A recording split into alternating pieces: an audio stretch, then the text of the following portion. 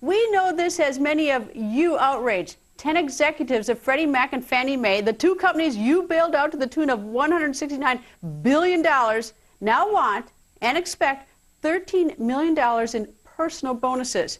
Now, you're not the only ones furious about this. Even Congress is furious. Just hours ago, lawmakers on both sides of the aisle skewering the top execs of Fannie Mae and Freddie Mac. What year did you first have compensation, including bonus, that put you over $1 million? Congressman, I'm not sure what year that was. So money is not that important to you. But you made $9.3 million in the last 2 years. Well, the president made $800,000. You think that's okay? The American taxpayer, 14 million of them are without jobs and struggling. It's hard for them to understand how executives get $6 million in pay for a failing entity. Surely you can understand the frustration of taxpayers who are paying bonuses while the bus is driven through the gates of hell, and then you want us to pay bonuses while the people change the tires. Senator John Thune is slamming the multi-million-dollar bonuses, saying the situation needs to be dealt with.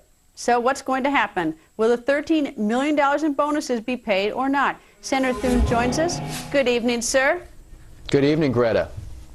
All right, why can't you just say no? Do you have the authority on Capitol Hill just to say no, or does Mr. DeMarco have the ability as a regulator to permit these bonuses to go forward? Well, I think Congress, and here's the problem with the bonuses, Greta. Fannie Mae has lost money in 16 of the last 17 quarters. You can't be rewarding that kind of non-performance, and I think that's what has people outraged. But to your point about whether or not Congress can do anything about it, they can, but it takes some time to get things through the Congress. My question is, where is the president in all this? I mean, why can't the president, these people work for him? He set his pay czar, Ken Feinberg, set the executive pay at Freddie Mac and Fannie Mae. He should just come in and suspend these bonuses right now. But there is legislation working its way through Congress. The House, as you said, has already acted. There was a vote yesterday in the committee, Financial Services Committee, 52-4 in favor of suspending these bonuses. The Senate has a couple of amendments that have been filed that we're hoping to get action on soon. But this has Congress really worked up, and I think it has the American people worked up with good reason. All right, where is the president? Has the president said anything? Because he certainly was skewered Wall Street for the bonuses, rightfully so skewered them for the incredible bonuses that were coming out of Wall Street. Has the president said anything at all? Because this has certainly been on everybody's radar screen for at least 2 weeks.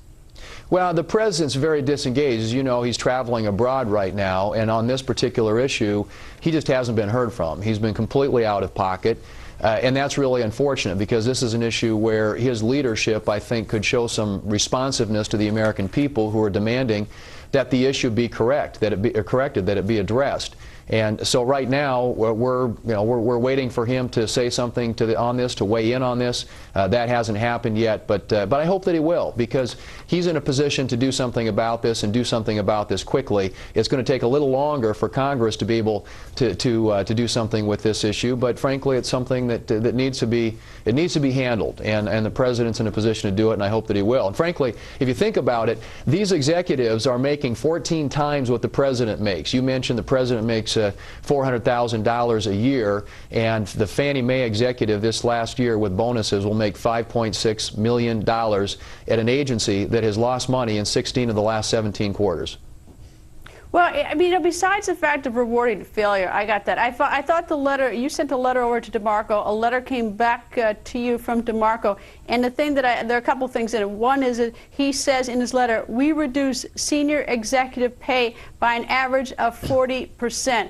What he doesn't say, though, is what tremendous amount of pay was being made to even before this. I mean, a 40% reduction brings these salaries down to about $900,000, not counting the bonuses. So I mean, it's a little bit sort of, playing with the numbers, playing with the games, and I mean, it's really hard for me to understand why things have to be a little bit slower going through Congress, because it is something that Republicans and Democrats agree on is appalling. I agree, and just last summer there was a $1.7 million signing bonus paid to a new executive at those agencies. Look, these are in effect government agencies. They are in conservatorship. The American taxpayer has already bailed them out to the tune of $150 billion. You ought to be able to attract good personnel to public service, people who want to make a difference for their country, without having to pay these types of bonuses. And it is an outrage. It's completely indefensible. It's completely inexcusable, particularly in light of what's happening in the overall economy today with the high unemployment rate and the kinds of budgetary constraints that we're dealing with on a fiscal level. So this just absolutely makes no sense. But I'm telling you, there is action, there is movement on Capitol Hill. We are moving forward with action both in the House and the Senate to address this. But the President could step up today and end this. He could suspend these bonuses and send a loud, clear message to these two agencies that this type of activity and these types of payments are just completely inconsistent with the mission of those agencies and frankly, with the whole notion of public service. Well, the other thing is what DeMarco says, that the reason why he needs to pay these bonuses and it's being paid to only 10 people, is to retain talent at Freddie Mac and Fannie Mae. But it's sort of interesting is that we're only talking about 10 people, so that, frankly, if you only pay bonuses to the 10, you're going to tell everybody else there, you're going to discourage them. They're going to want to hit the road anyway. So I find that at least most unconvincing to me. Your thought on that, whether it's need to retain, quote, talent, not mentioning the fact that this has been a failing operation. That's the excuse they're hiding behind, and that was the argument they made in the response to our letter. But I just find that really hard to believe. I mean, you get people coming into government, coming out of good jobs in Wall Street and places like that, who want to be involved in public service. You can attract people to these types of positions. Frankly, I think it would be a great challenge for somebody who's been very successful in the private sector to come in and say, I want to solve this problem. This is a mess and I want to fix it. I don't think that you have to pay these types of salaries. And certainly, again, I mean, the salaries are $900,000. But the bonuses, based upon the performance of those two agencies over the last couple of years, you cannot defend it. You cannot justify it. There is no rational basis for doing this. It is. Senator Thune, thank you.